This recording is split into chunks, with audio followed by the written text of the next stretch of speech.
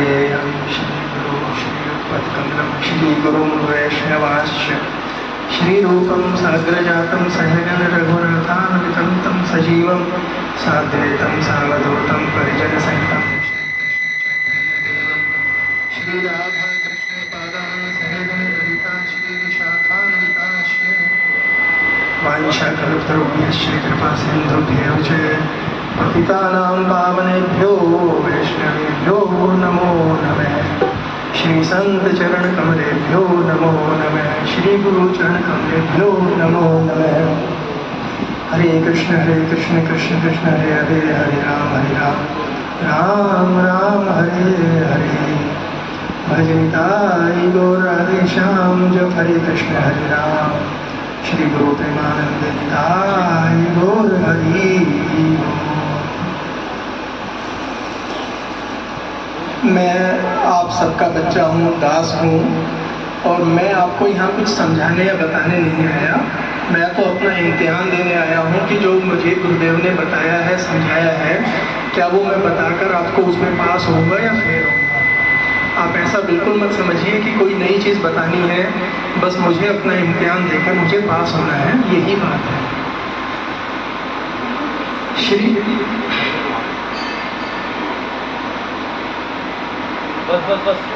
श्री एकादशी व्रत के बारे में हम लोग कुछ जो जानते हैं और जो नहीं जानते, उसमें सिर्फ एक ही बात है कि एकादशी का व्रत क्या कहलाता है, किसको एकादशी का व्रत कहा जाता है। अन्न नहीं खाना ही एकादशी का व्रत कहलाता है। बस सिंपल सी एक लाइन है कि उस दिन हमें अन्न का त्याग करना है, अन्न नहीं खाना किसी भी अवस्था में, और अन्न का दान भी नहीं करना। दोनों ही क्रियाएं इसमें महापाप, शास्त्रों में जो वर्ड है, शब्द है, वो महापाप कहलाया गया है। और अन्न नहीं खाकर फलाहार खाना ही व्रत कहलाया जाता है। अब सिंधा नमक, कुट्टू का आटा, फलाहार आप कितनी बार भी पा सकते हैं, इसकी कोई शास्त्रों में गिनती नहीं कर रखी है। आप निर्जल रहकर कर सकते हैं तो निर्जल रहकर कर लिए। आपका शरीर का स्वास्थ्य जितना अनुकूलता रहे वैसे कर लीजिए। तो 100 नंबर नहीं मिलेंगे तो 70, 80, 60 कुछ तो मिलेंगे ना, तो पास तो ही जाएंगे ना, फेल तो नहीं होंगे। फेल होने से अर्थ ये है कि हम पाप के भागी तो नहीं होंगे।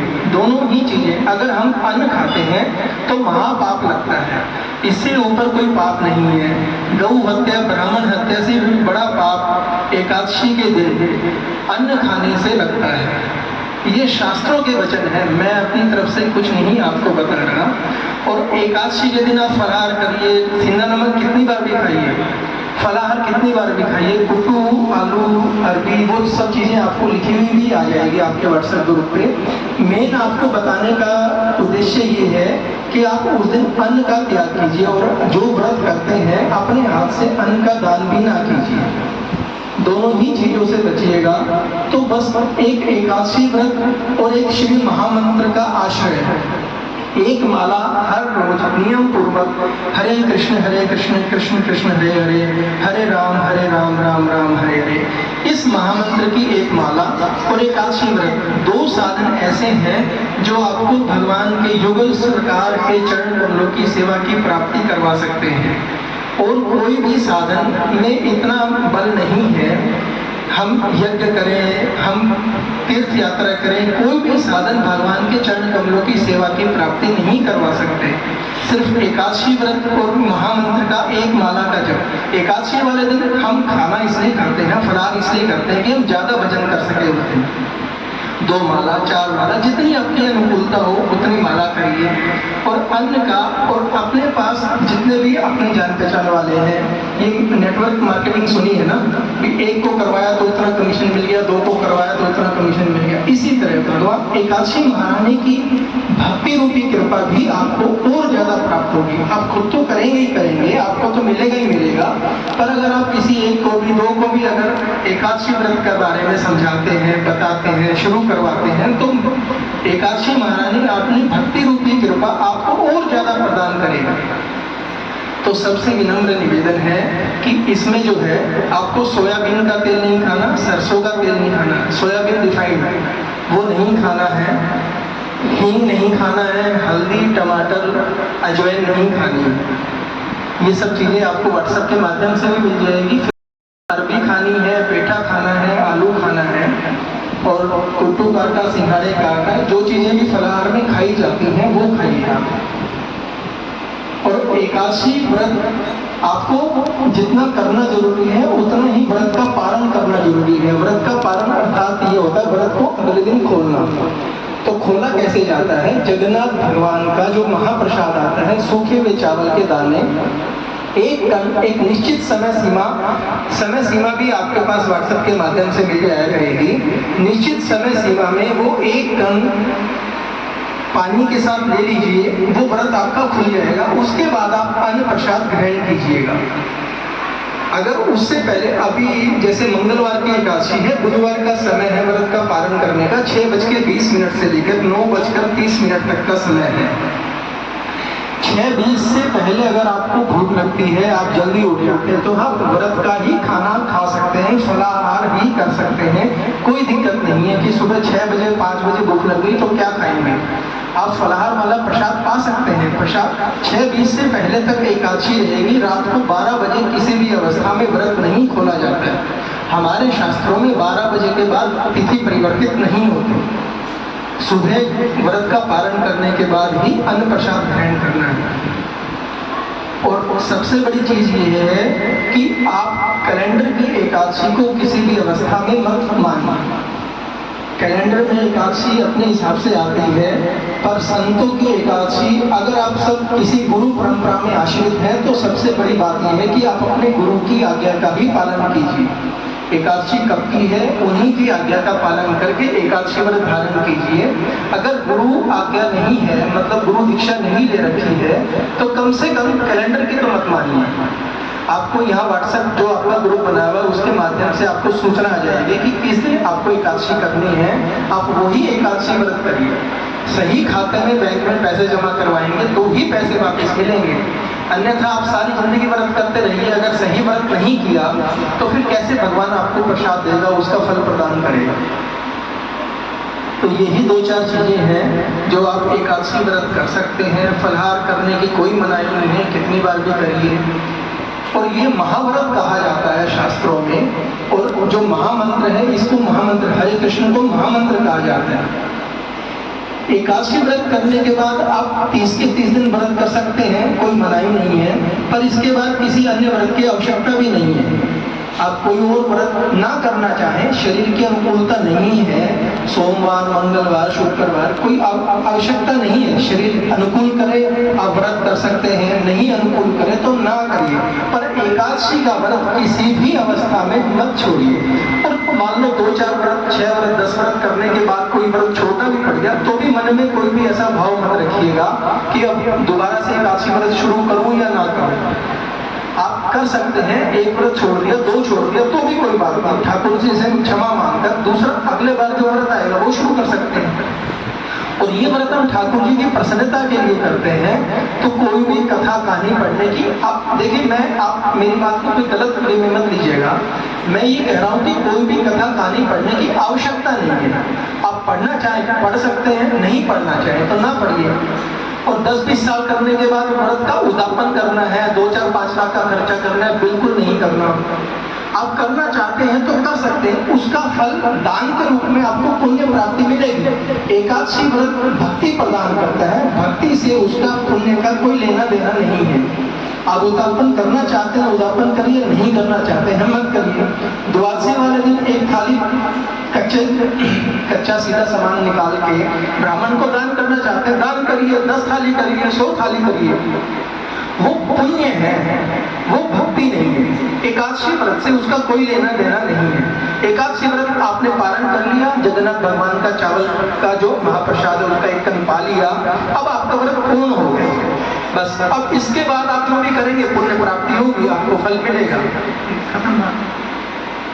तो एकादशी व्रत को समझने की कोशिश करिए कि एकादशी व्रत का अर्थ क्या है, एकादशी व्रत का उद्देश्य क्या है, एकादशी व्रत हमें क्या प्रदान कर सकता है। एकादशी व्रत आपकी लौकिक कामना है। किसी राजा से कहेंगे हमें 100-200 रुपया चाहिए, राजा कहेगा क्या मांग रहा है।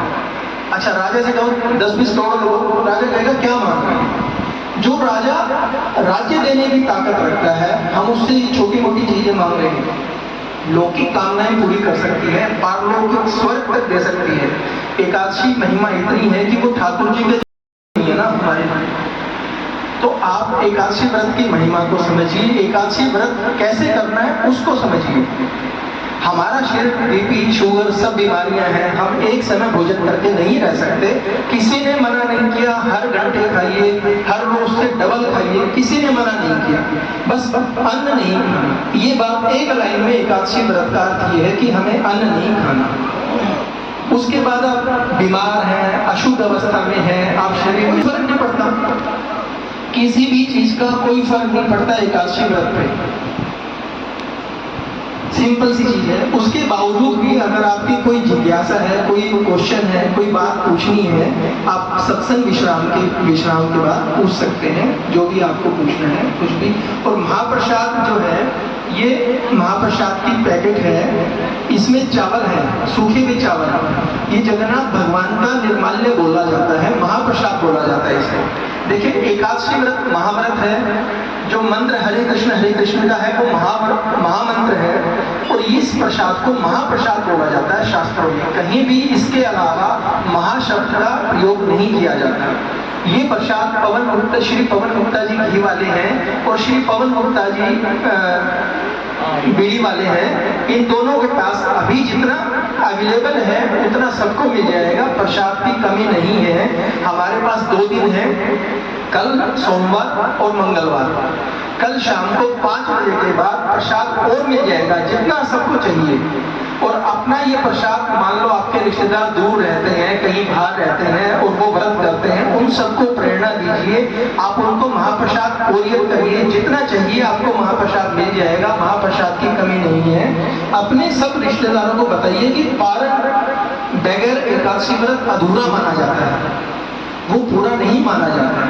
एकादशी का पालन सही ढंग से, सही तरीके से, सही समय पर, अगर समय भी सही नहीं होगा तो भी व्रत नहीं माना जाएगा पूरा। आपसे निवेदन है, जब आप सब लोग भक्त लोग एकादशी व्रत कर रहे हैं तो उसको सही ढंग से कीजिए, बस इतना ही निवेदन है। और जो नहीं कर रहे उनको प्रेरित कीजिए।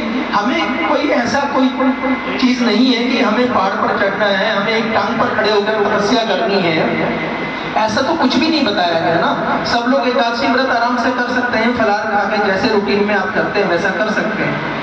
तो ये महाप्रसाद आप अपने रिश्तेदारों को भी भेजिए, सबको प्रेरित कीजिए। एकादशी व्रत महाव्रत है, अपूर्व फल है, अपूर्व फल। इसकी आप ना तो व्याख्या कर सकते, वर्णन कर सकते, ना आप लिख सकते, ना आप गुणगान कर सकते, ना कहीं भी शास्त्रों में ऐसा नहीं लिखा कि आप इसकी अनंत महिमा है। अनंत का अर्थ होता है जिसका कोई वर्णन नहीं किया जा सकता। एकादशी व्रत की महिमा अनंत है। आप पवन गुप्ता जी से और पवन घी वालों भैया से आप हेलो सर, एक क्वेश्चन है, ये एक ही दावा लेना है सुबह? हाँ, 1 टन, इसमें से 1 टन लेके जो व्रत कर रहे हैं 1 टन लेके जल पीकर व्रत पूरा हो जाता है। ये वो बताओ मैंने 11 से की है, 11 ये व्हाट्सएप पर बता देंगे। हाँ, ये व्हाट्सएप पे आप सबसे निवेदन है, जो अगर आप कहीं किसी भी श्री रामानंदीय परंपरा में, श्री कृष्ण परंपरा में अगर कहीं दीक्षित है तो उनकी सबसे पहले उनकी आज्ञा का आप पालन करिए। मेरे द्वारा बताई गई कोई भी चीज मत मानिएगा। अगर आप कहीं किसी परंपरा में, किसी गुरु घर में दीक्षित नहीं है तो मेरा निवेदन ये है, जो व्हाट्सएप पे मैसेज आए कृपया वही एकादशी करिए। किसी इधर उधर की बातें सुनेंगे, कहीं किसी एक का पल्लू पकड़ के रहेंगे ना तो पार हो जाएंगे। क्या खाना चाहिए, क्या नहीं खाना चाहिए, कोई कहता है गाजर नहीं खानी चाहिए, कोई कहता है सामक नहीं खाना चाहिए, कोई कहता है। अब आप किसी एक स्कूल में एडमिशन ले लीजिए, उस स्कूल की फिर हमें दूसरे स्कूल से कोई लेना देना नहीं है। वहाँ उस स्कूल में दूसरे रूल रेगुलेशन है, हमारे स्कूल में दूसरे रूल रेगुलेशन है। आप इसमें फिर भी कोई गुंजाइश नहीं होती। फिर जो आपको बताया जाता है आप उसी का, जो मेरे गुरुदेव द्वारा बताया गया है, आप उसका पालन कीजिए, कहीं भी कोई दिक्कत नहीं आएगी। हाँ, सामक, सिंघाड़े का आटा, कुट्टू का आटा, चिलोरी का आटा, हाँ जी, सामक भी खा सकते हैं कहीं पर। मैं बार बार आपसे ये निवेदन कर रहा हूँ, अगर आप किसी परंपरा में दीक्षित हैं, गुरु घर में दीक्षित हैं, तो सर्वोपरि आपको वही बात, उन्हीं के आदेश का पालन करना चाहिए। एकादशी कब की है, एकादशी कब की नहीं है, वही मानिए। उसके बाद अगर आप नहीं हैं कहीं भी किसी चीज में, आप कैलेंडर देखकर एकादशी करते हैं, तो भाई साहब के जो ग्रुप पर मैसेज आए, अब वही एकादशी और उसी समय का पालन का जो समय है उस समय पर राधे श्याम। जोरदार तालियां।